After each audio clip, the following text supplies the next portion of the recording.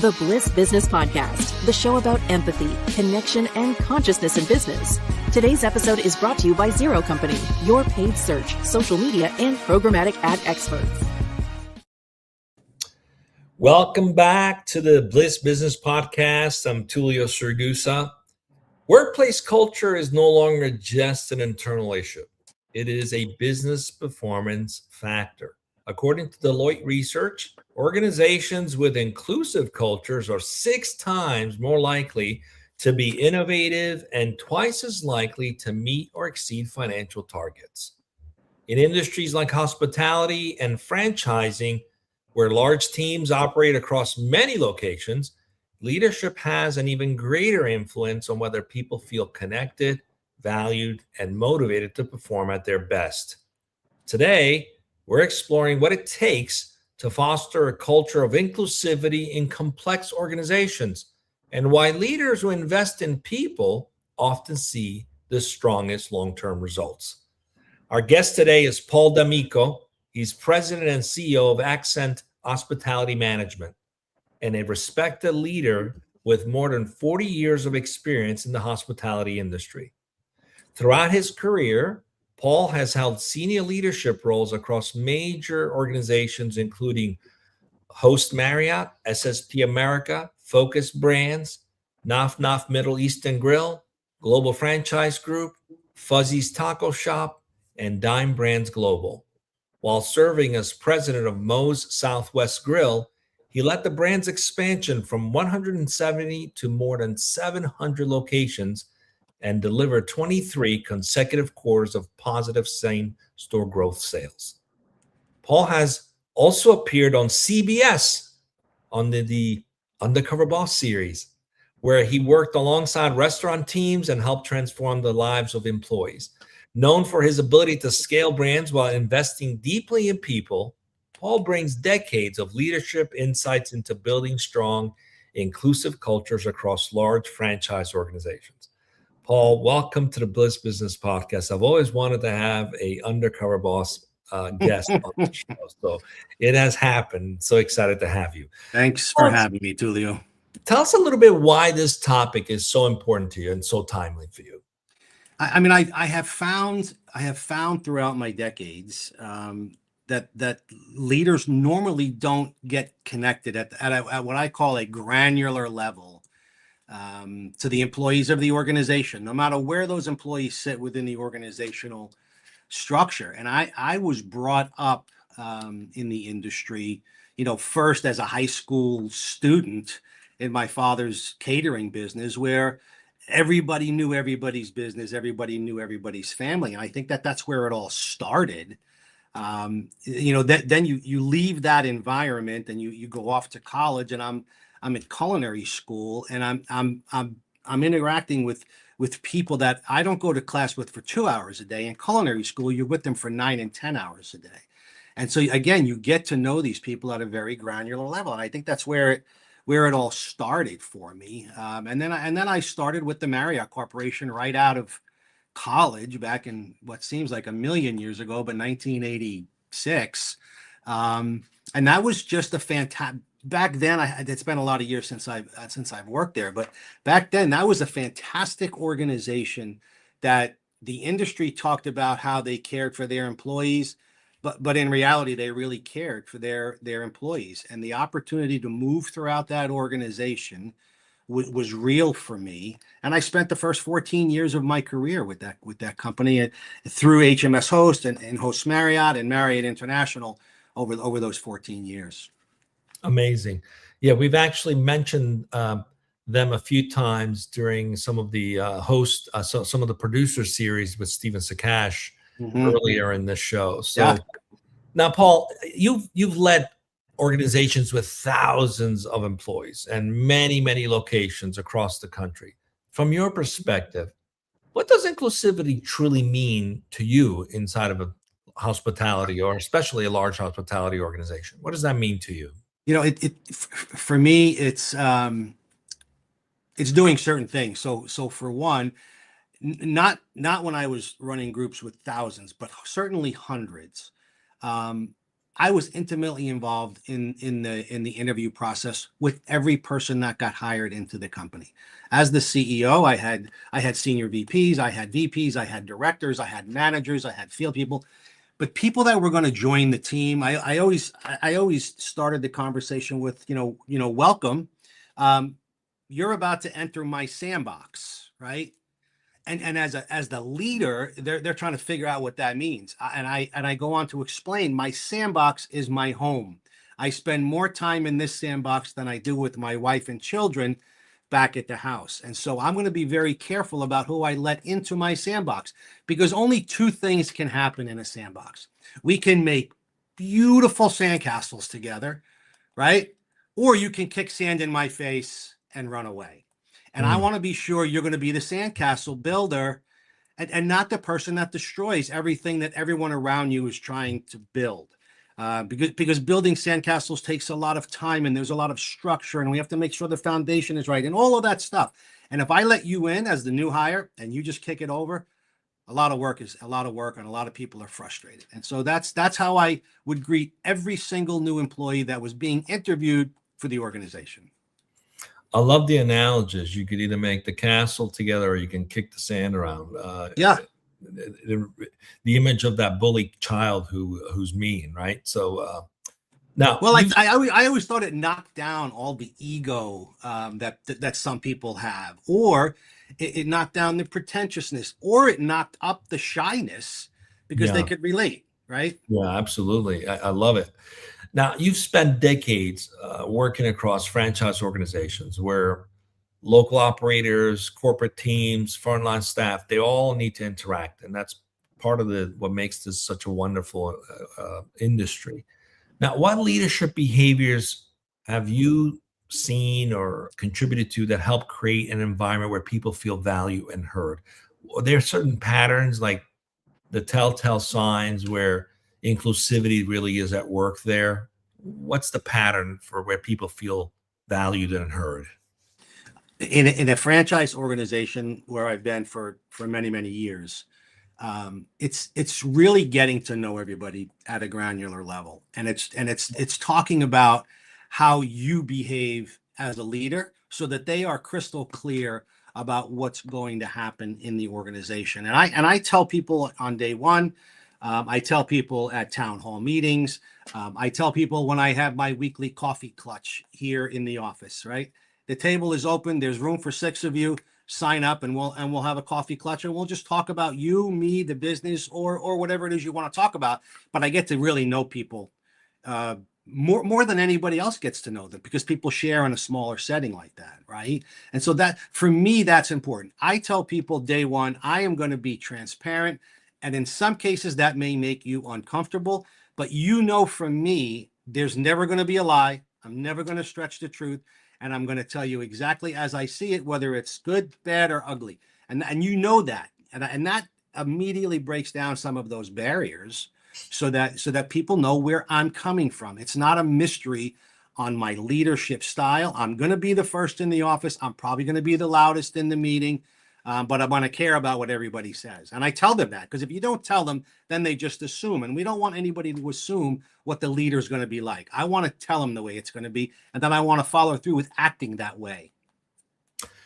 Now, I want to ask you this next question. And I just kicked off 4 weeks ago our monologue series. And in the last episode, I really drilled down on this idea that what you tell the market, how you present yourself in the market, if you're not aligned internally to it, you've got a problem. So I heard very clearly your ability to listen, to create a dialogue, to create an environment where people can actually connect, and dare even say create a friendship sort of environment. How does that kind of culture influence even the guest experience in hospitality? How does that transcend into how customers experience you as a brand? How many times have you had a bad experience in a restaurant and you just felt like the manager came over because he had to, he told you what you wanted to hear, and he left, and you were still not satisfied with whatever the issue was? I believe in being transparent is a way to treat the guest too. And I portray that to the organization. We are in a franchise-centric organization, and being franchisee-centric is something that, if you can believe it, is very foreign to large franchise organizations. We are here for the sole purpose of making sure our franchisees are successful. Happy franchisees grow. Franchisees that grow increase the overall value of the enterprise. And so with all happy franchisees, the company is better off. And so when I preach and when I teach franchisee centric and what that means to the total organization, people start to get it. It's so much easier to treat a franchisee with honesty and respect than it is to just yell at them and tell them they're doing something wrong. Yeah, I mean, people will feel it. If you're disconnected internally, the customers will feel that. If there's dissension internally, the disunity internally, the way you deliver service, people will feel it. You can't fake that. It just happens. So I'm just curious, what signals do you look for in leaders that will either strengthen or weaken your approach to inclusivity? What are some of the key things you're looking for when hiring on new leaders or even bringing on new franchise that could be a signal that says these guys are going to strengthen our approach to the inclusivity or weaken it? What are some of the things you look at? As I have over my career joined organizations, I like to bring some of the talent with me into the organizations, right? And so when I find that I have 6 or 7 people that have followed me throughout my career to these new organizations, that is a message that I'm doing something right, or I have done something right for these individuals to want to keep coming with me and lead organizations. But talking to employees about what's happening in their life, not just what's wrong in the business. As a leader, it's very easy. I can walk into any Huddle House and any Perkins any time of the day, and I can find 10 things that are wrong. I can promise you. And if I lead with that, then I have failed, because we can always fix those problems. It shouldn't be the first thing out of my mouth. The first thing that comes out of my body language is I find the hostess or I find the server and I put my arm around him or her and I say, "How's the shift?" I just want to know how the shift is going. That is going to start a dialogue. And in a lot of cases, that dialogue is meaningful to them and is going to tell me so many things. You know, I lead 2 legacy brands here, Huddle House and Perkins. These are 2 65-year-old. They're older than I am, right? And so when you walk into a restaurant and you find out that the hostess has been there for 47 years, she's dying to tell her story. She's dying. You've got to be a leader that wants to listen to get to understand what she's talking about and what her challenges are. I love that. I think it also takes a lot of humility, because you can learn a lot from someone who's been a host 100%. for 7 years, right? Yeah. And I think some leaders are just so hung up on the title, they forget the importance of continuously learning and just, realizing that the ability to give feedback or criticism should actually be earned. So you build a rapport first, get someone to connect first, and then if you want to bring up what's going on, you've earned that. And I think a lot of leaders forget that. They just treat you like a cog in the wheel, and it's a mistake. When we first started talking about this podcast, and I got a list of things to choose from, I said inclusivity is fantastic. I'd love to talk about that. And then you mentioned Moe's, and it's been a few minutes since I've been at Moe's, but I will tell you that the 7 years that I spent leading that brand, every single one of those years, I had the holiday party at my house, right? At my house. If you run into anybody that works for Moe's that worked there during that time, that's the first thing they will lead with. What's your fondest memory of your career? Paul opened up his home. Who does this? And who does it for 6 years, 6 years in a row? And when I started at Moe's, my team was 6 people. When I left Moe's, it was 105 people. And so you can see how the growth of going from 160 to 700, what you're scaling in numbers of restaurants is you're scaling in leadership within your brand. Today, all my junior people back from 2007 and 2008 are now CMOs, COOs, CDOs, CEOs. It's a fascinating thing to watch from the outside. Yeah, it's beautiful. I mean, it's there's nothing more intimate than inviting people to come and break bread in your house. It takes a lot of courage and Yep. vulnerability to do so. So let's talk a little bit about systems that you might have adopted or maybe even created that are helping you with all this. In Harvard Business Review, in fact, reported that companies with strong organizational alignment and clearly defined operating systems are significantly more likely to outperform competitors. There's the data's there. So obviously being connected, having unity is key. Now, cultures is often discussed as something emotional, but it's also really supported by systems. So what kind of leadership systems or operating practices or rituals have you seen work best for reinforcing an inclusive culture across your organization?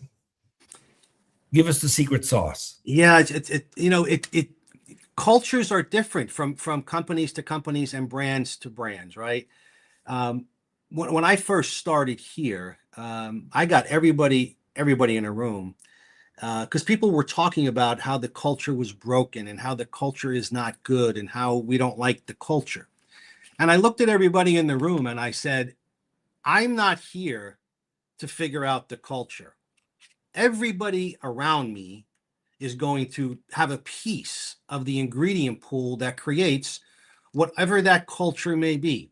If you think that I'm going to put a mission, vision, and values up on the wall, and that's going to be the basis for our culture, we're going to work hard, we're going to give back, that's not the culture. Those are talking points for us to live by, and we love those, but that is not the culture. I would love to say that I could wave a magic wand and the culture is going to be one of love and respect. Don't be afraid to love. Don't be afraid to say you love your franchisees, right? Russ Umfenauer is one that taught me that early on. He was my servant leader mantra, right? It's where I learned to be a servant leader. And I practice that religiously. And I think that case cascades down through the organization. But culture for me is something that has to evolve. It has to be something that is built on, and it happens through the activities and the behaviors of everybody, including the leader, but not just the leader.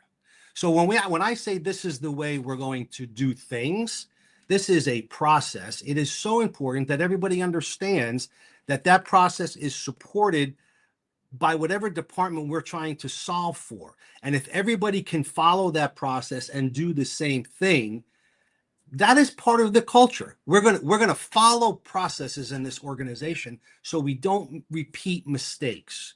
That's part of a culture for me. I know it sounds very, very granular, but we're going to follow the processes that we create. And consistency is one that is for me a bedrock of a culture that we're building. Here's another one. I think that people move too slow. That's just my general belief. I think that we need to move fast. I think when I see science projects happening and we're not bringing closure to a project, that's problematic for me. One of the first things I did here was I gave everybody a plaque on their desk. This is a little ingredient to building a culture. The plaque says, our success will be determined at the speed at which we accomplish our tasks.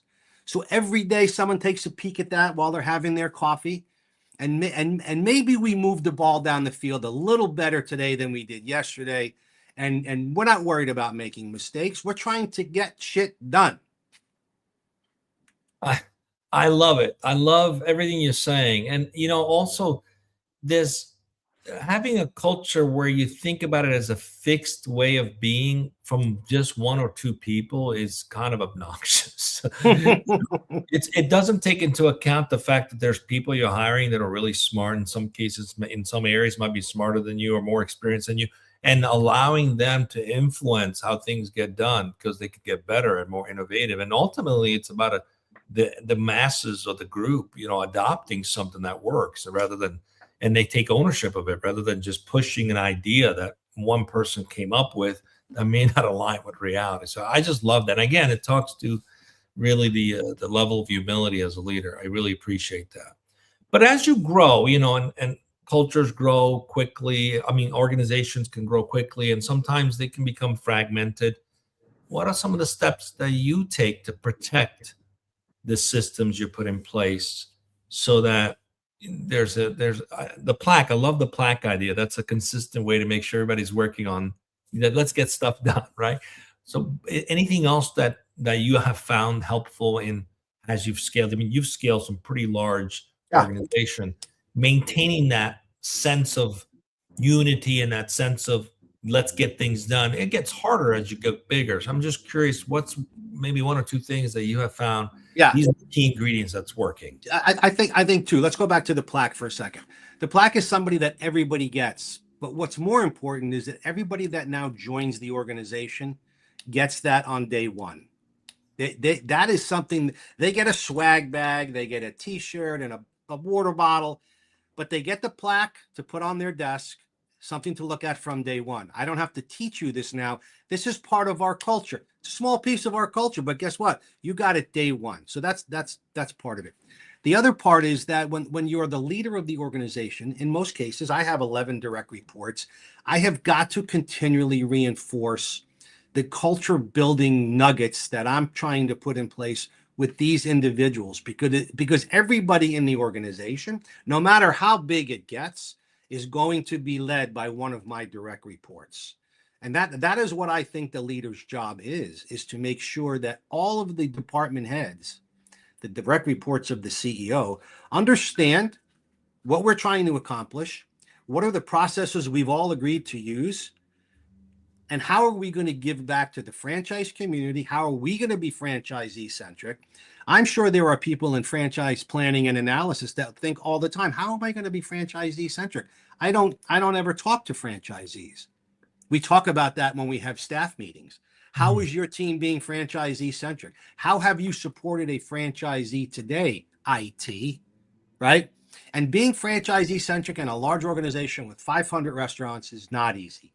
It is not easy because I work in an environment where I am surrounded geographically by a 9-iron with 30 of the top restaurants in the country here, and they're all based here in Atlanta.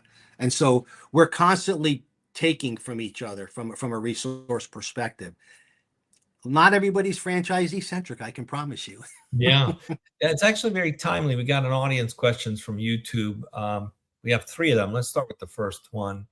How much of a role do franchisees play in shaping culture, and how do you ensure alignment without limiting their individuality? Yeah, it's a great question. And if you are a what I consider to be a large franchisee, maybe you have 20 or 30 of one of our restaurants, you in most cases you're going to sit on what we call a franchise advisory council. And that franchise advisory council meets quarterly with my senior leadership team. And so that is where we have the opportunity to share with the franchise community how we're behaving in our culture building exercise. And a culture building exercise goes on forever. It does not start and it does not stop. And so we start to share the things that we're working on at the corporate level, and how that's going to manifest itself when it finally hits the store level where the franchisees are. So it's through the what we call the FAC, the Franchise Advisory Council. Nice. Okay, so next question from LinkedIn, and I was kind of thinking in my head, how am I going to parlay getting to get a little the skinny on what it was like to be on the Undercover Boss. So this question is very timely. Thank you for asking this question. You've spent time on the front lines, even going undercover. What did those experiences teach you that you could not have learned from a boardroom? I could talk about, I've been on Undercover Boss 3 times now. And I could talk about it for hours, but I'll sit here and I'll just cry on the podcast because it's a very emotional experience. Because when you mentioned I changed the lives of 5 people, that truly does happen at the end of the show. But what happens during the 3 weeks of filming a show like that, you literally step out of your private life and your corporate professional life for 21 days to film a 44-minute episode, and you get to know at the most granular level what's happening in these employees' lives, the trials, the tribulations, why they have been chosen to be on the show with you. and it's always about a crisis in their life, and you're going to get to work with them. They think you're, on a show to win some money and to become a restaurateur. You're a moron. You don't know how to cook, but you're there to really get to know them. And how are you going to change their life? That's the end game. And so you can't do that in a boardroom. There's just no way. And also you get to understand what it's like to be in their shoes. I cleaned the toilets. I did that when I was 16. I did that when I was 50. You get to burn yourself on the stove. You get to learn how to cook chicken. You get to learn how to clean a walk-in. I think everybody should go through those steps in their career if they're going to be in the restaurant space, regardless of the role, whether it be IT, FP&A, marketing. I love that. I think not enough CEOs ask the question, what is it like to get work done here? There's the question of what it's like to work here. It's different than asking, what is it like to get work done here? Because that really reveals the in and out. 100%. And you can't get it unless you're in there like you did. So it's wonderful. Thank you for sharing that. We got one more question. Sure.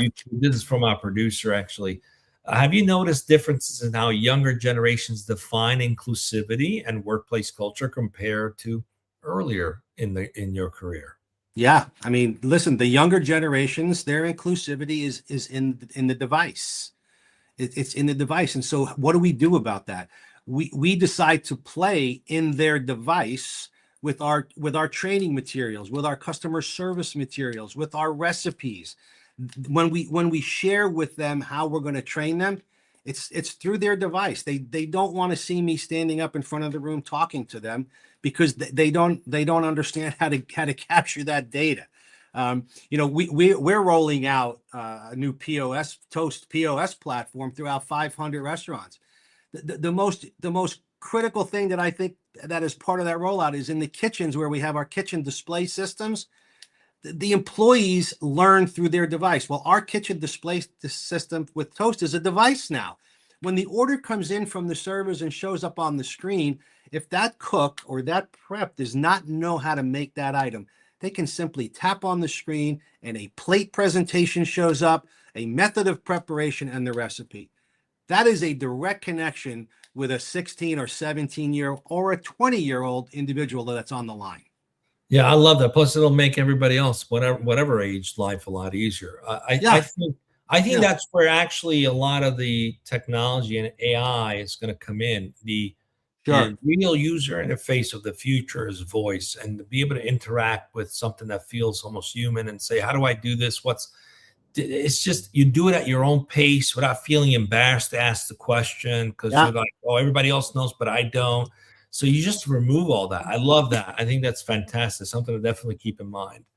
All right. If I handed an hourly employee candidate a pamphlet that said, learn these recipes, they wouldn't know how to turn the page. Right. I think it's brilliant. I mean, even in customer service, the thing's listening and tells you what to answer in a way that's right. It just, I think that's fantastic. Love that. All right, let's go into one segment here we talk about is the role of purpose and when it comes to leadership and human connection.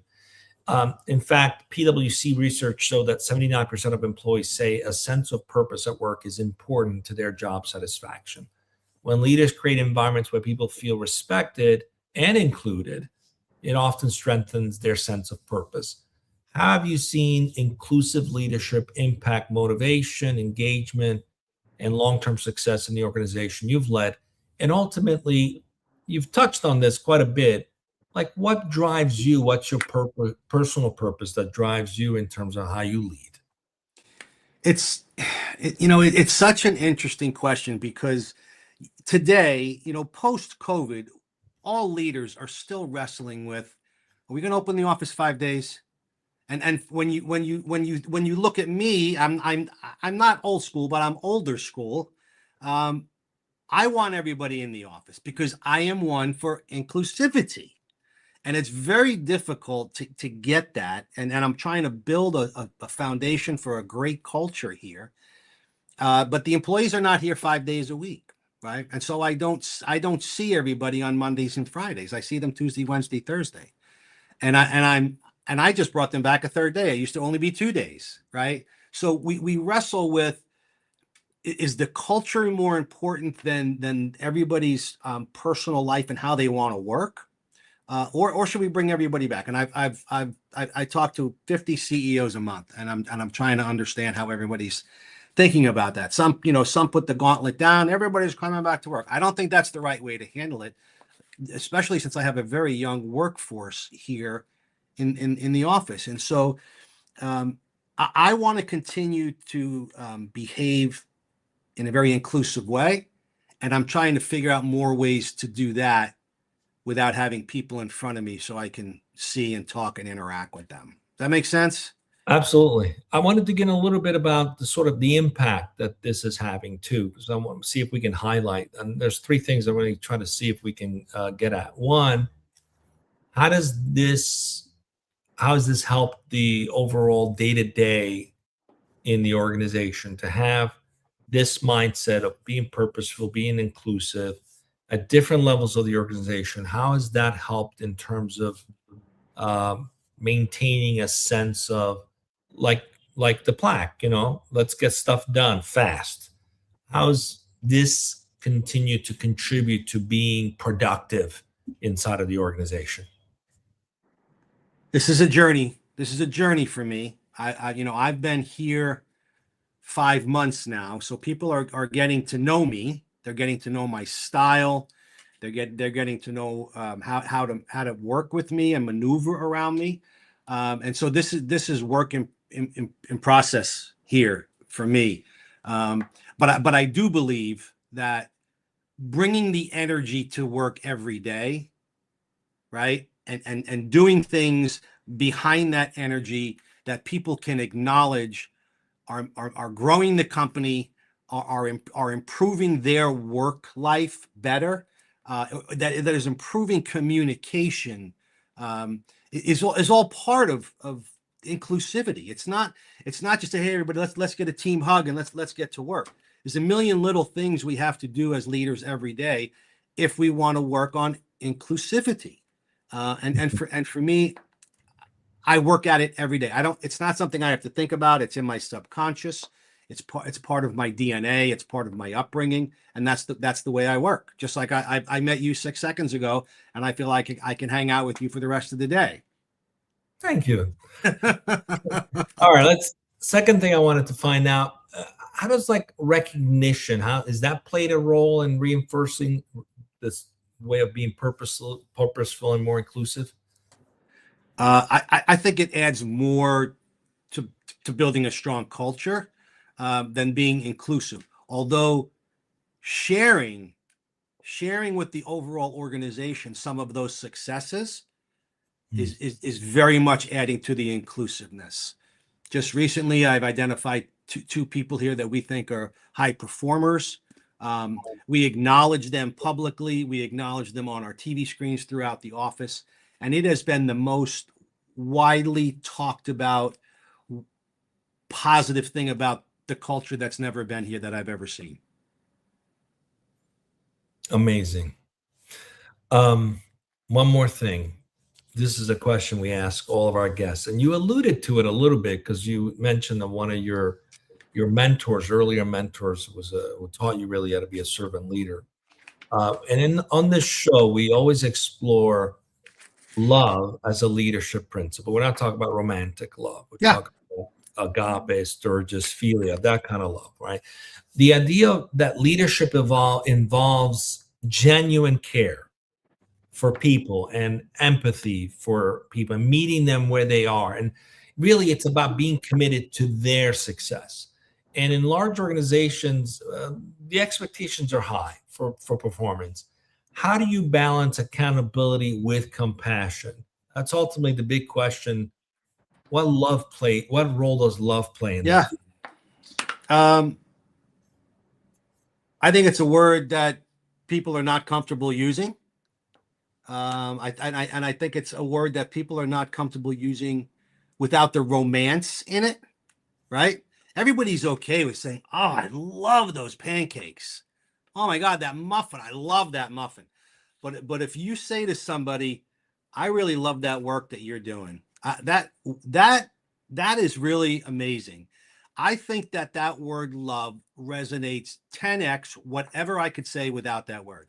Wow, that you did a really fantastic job on that. Okay, did a fantastic job.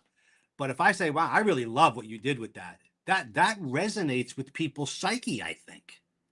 And so that's how you can feel comfortable expressing love for things that you're surrounded by in the workplace without getting weird about it. Totally.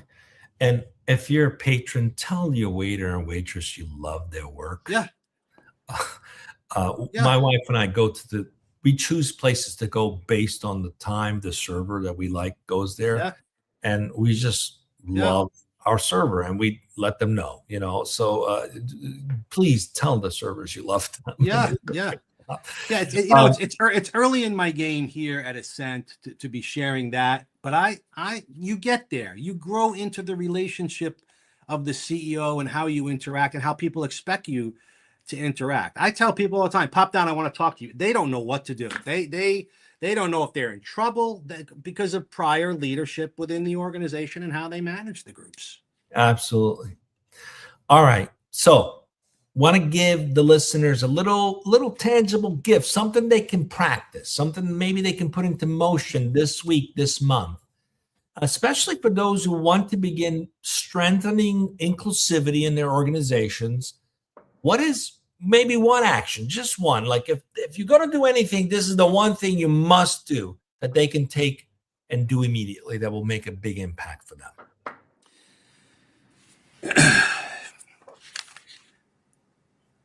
Find ways to acknowledge the great that is happening in the company, even if it's not really great at this point. Find ways to acknowledge people, because telling people they're great or telling people you love their work is not an easy thing, I think, for leaders. But find a way to do it, or find your own way to do that with the words that you're comfortable with. And start to show people that you can be, or you're working to be, comfortable interacting with all levels of the organization, not just your direct reports. I love that. And there's actually studies that show, because you're really speaking about gratitude, you have to have a sense of gratitude to do that. Yep. And the opposite of gratitude is complaining. And those who complain tap into victimhood, which is a recipe for failure in everywhere in your life. So finding the good in the situation, even in a transformational effort, is going to tap into a different energy that's going to be tied to success versus just finding flaws. Love that. So easy to find. It's so easy to find problems and flaws. Anybody can do it any time of the day. See how difficult it is to find something great and tell somebody about it. Absolutely. I mean, don't ignore them. You got to fix what you got to fix, but do it. But first, acknowledge, be grateful for what they do well, and move on from there, right? Exactly. Build on that. Okay. Yeah. So if people want to get to know you better, learn about your business or how to franchise your business, how do they connect with you? I mean, you can go to AscentHospitalityManagement.com. You can find me on LinkedIn. I accept every invitation on LinkedIn. I have 4,000 friends on LinkedIn because I think there's something to be learned across that platform. So why would I say no? I don't want to know you, right? So there's always that opportunity. Yeah, and you can find me on Facebook and follow my family. We do fun things. Nice. Well, thanks for being with us today, Paul. It's been a pleasure, and thank you for watching. And this is just a wonderful reminder that really inclusivity is about caring about people deeply, being vulnerable, creating intimacy with them, and serving their needs. And having something you believe in that everyone can get behind, and be open to learning from everyone in the organization so that you can scale and grow together.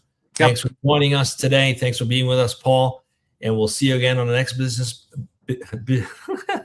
Bliss Business Podcast. Thanks for having me. It was fun.